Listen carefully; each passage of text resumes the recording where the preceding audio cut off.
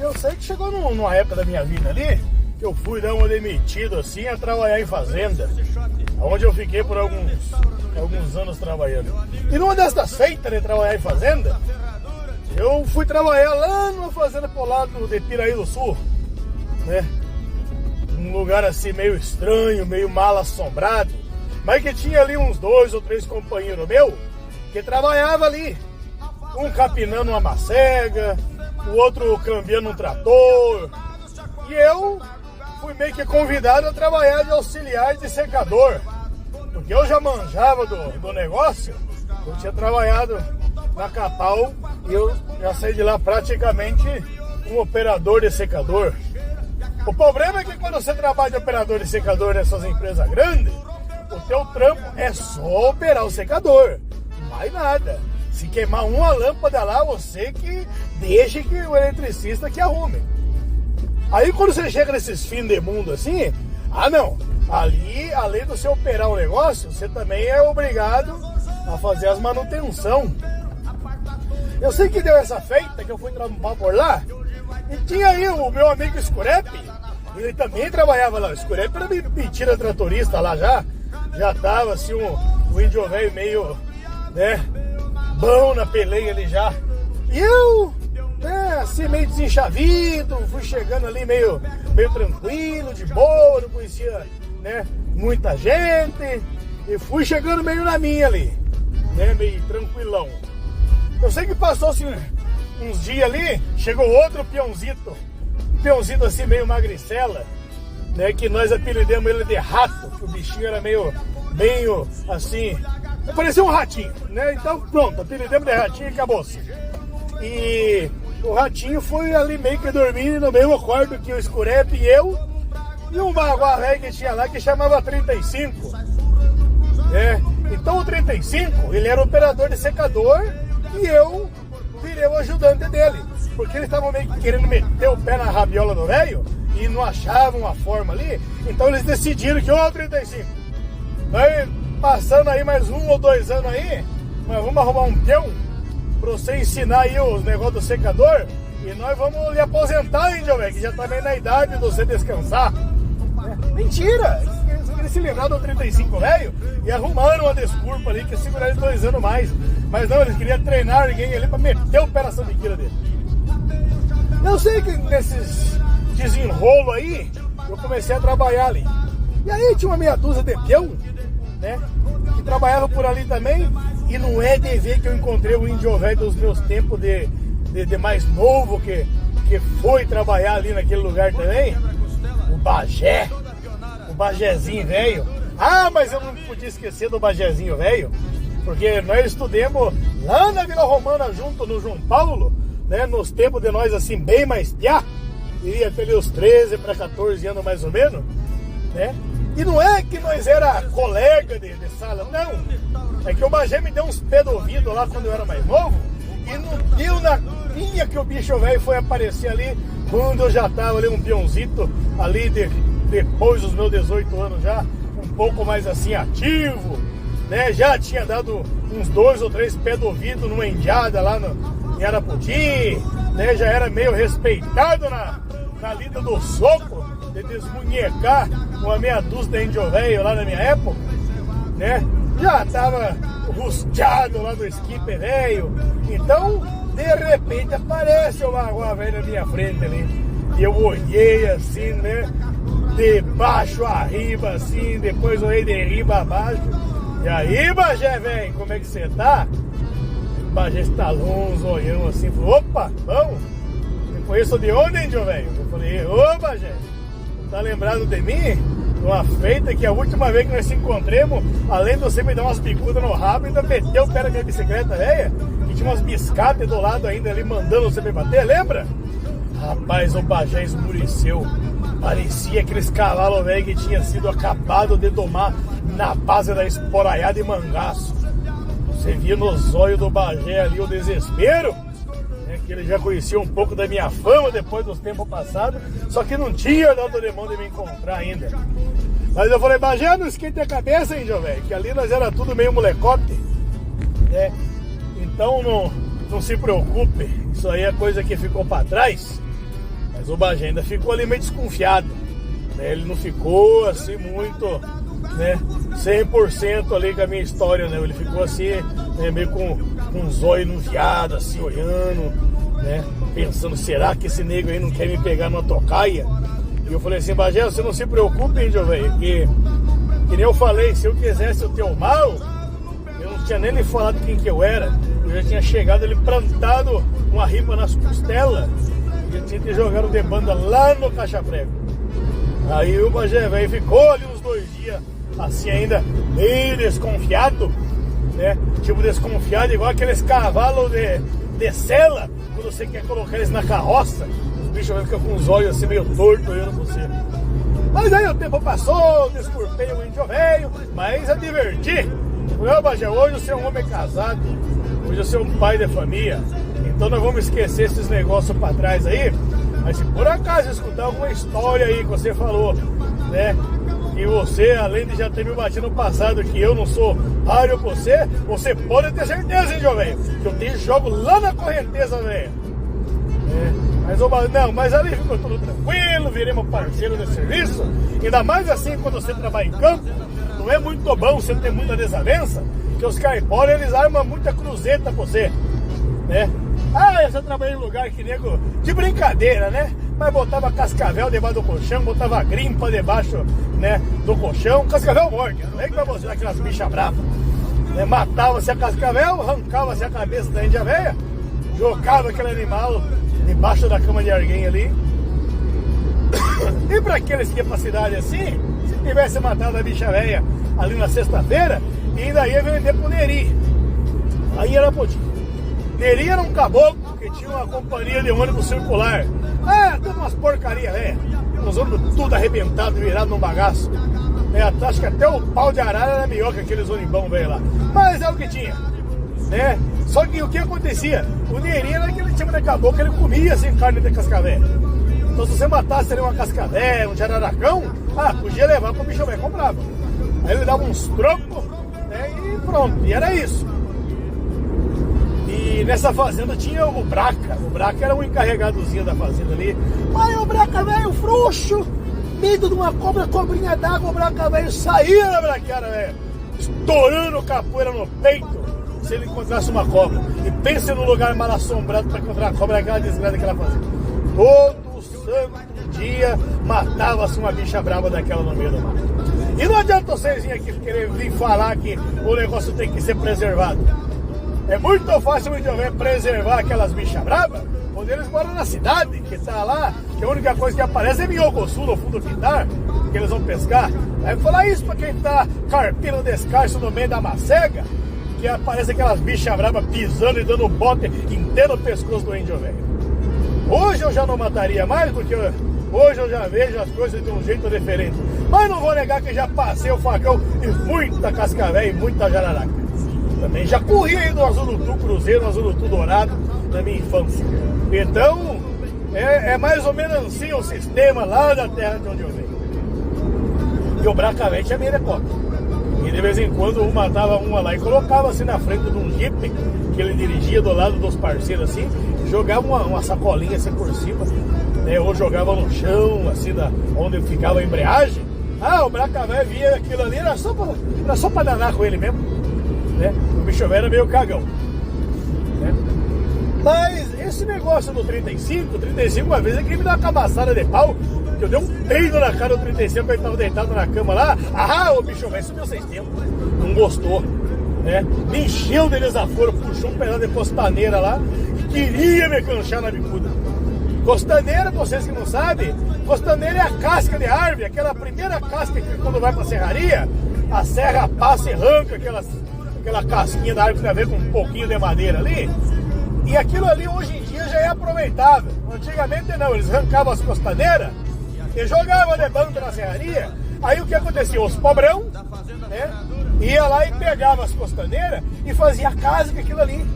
Eu sei, posso falar de peito estufado, porque eu morei numa casa de costaneira. Eu sei o que é uma costaneira. Então, não adianta índio velho querer vir aí pagar um de gostoso pra cima do nego velho e arrumar desculpa. Falar que o que eu tô falando não é. É porque é. E eu sei que Um dia cheguei lá, o Scurep, ô Teta, fala Scurep, o que foi? O 35, não tá muito contente com você. Falei, mas por quê? O que eu fiz?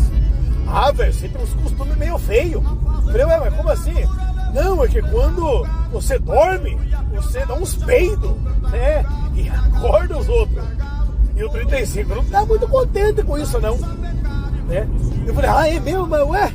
Mas como é que eu vou controlar se eu tô dormindo? Não, mas o problema não é nem os peidos. É que além de peidar, ainda vem acompanhado de ronco e rangido de dente. E o 35, qualquer hora, vai te dar umas ripadas pro lombo. Né? E eu pensei assim, que era conversa do Scurep, né? E tem aquelas coisas de piada, de folia.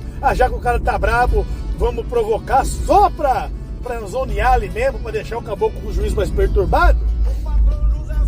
Eu sei que um dia nós estávamos jogando cacheta lá no barraco da Maurília. A Maurília era uma cozinheira que tinha lá. Era a Maurília e o seu Chico. O seu Chico era meio porcão. Quando ele cozinhava assim, né? De vez em quando vinham uns mosquitão no meio da comida, né? Não era bem temperado, mas a Maurília não. A Maurília, quando ela ia temperar um arroz, um feijão ali, ali sim. Ali nego velho saía lambendo os beiços.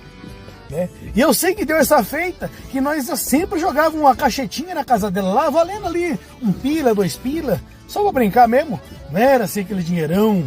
Mas pra nós, que ganhava pouco, né? Ganhar 2, 3 pila ali já ajudava. Que tinha um companheirinho também que quando acabava o cigarro e a cachaça da negada, ele sempre vendia na casa dele que ele comprava no mercado e vendia lá, ainda ganhava uns trocos no nosso lombo. Né? Então, o tempo foi ali de jogo e tal, e eu fiquei meio alegre nas canhas que nós já tinha debruçado, que nós empinávamos uma cachaça com força. E eu sei que nós terminamos ali a função do jogo, e eu cheguei lá no quarto, isso aí já devia ser ali pelas bandas de umas 9 horas mais ou menos, da noite. E o 35, o velho, tava deitado ali na cama. Aí eu sei que o Scurep dormia numa cama de um lado, o 35 do outro, e tinha um beliche que o rato dormia na parte de baixo e eu dormia na parte de cima. Eu sei que eu preparei uma bomba velha ali, eu fiquei esperando, e eu esperei, e eu segurei aquele peido, eu segurei. Eu sei que a hora que eu entrei no quarto, assim, o 35 mais deitado, eu só virei a busanfa pro lado de 35 e descarreguei o canhão velho. Mas pense no velho que ficou puto de raiva comigo ali. Nessa hora o 35 velho deu uma seisada em cima da minha trucada do peido, que ele arrancou um pedaço de costaneira que estava assim debaixo da cama dele e encheu de desaforo. Veio pro meu lado assim, me prensou num canto da parede e me xingou de tudo quanto é nome. Ô nego filha da puta, eu devia ter canchado a bicuda, nego amaldiçoado, lazarento dos infernos. Como é que você faz isso na frente de homem? Que isso não é uma coisa que se faça pra homem. Que eu devia ter matado a canchada aqui na costaneirada, no pé do lombo. Nego filha da puta, hoje você não dorme aqui nesse quarto, você vai dormir lá fora hoje. E me falou um monte ali, um monte. Porque eu tive meio que ficar quieto, porque tipo, eu tava meio que errado. Mas se fosse um outro me fazendo uns desaforos daquele ali, lá no skip, o bicho velho perdi uma meia dúzia de dentes ali, só no tapa. Mas ali no 35 eu tinha meio que dar uma provocada, então eu tinha que ficar meio piano. Eu fiquei pianinho ali, né, e segurei os desaforos. Ainda passei uma semana lá ainda, e escutando riso da negada lá, mangando de mim, da camaçada de pau que o 35 queria me dar. Mas eu trabalhava com o velho, então além de tudo eu ficava meio ligeiro com o 35, assim, lá no secador. Ele ia pra uma banda, eu ia prota, e naquele dia eu tive que dormir lá no quarto do Belino, velho. Belino era um amigo meu também que trabalhava ali com o moleque dele, o Lampião, né? E tinha uma caminha que tava vaga lá no quarto do Belino. Então naquela noite ali eu tive que me aproxegar lá no rancho do Belino, né? Para não tomar uma camaçada de pau do 35. E o velho não ia deixar eu dormir ali. E eu fiquei meio cabreiro, né? Fiquei meio veiacão, que se eu durmo ali o 35 ia me canchar na ripa. Então eu fiquei meio veiaco, né? 35. O 35 velho, ele tinha esse apelido pelo seguinte.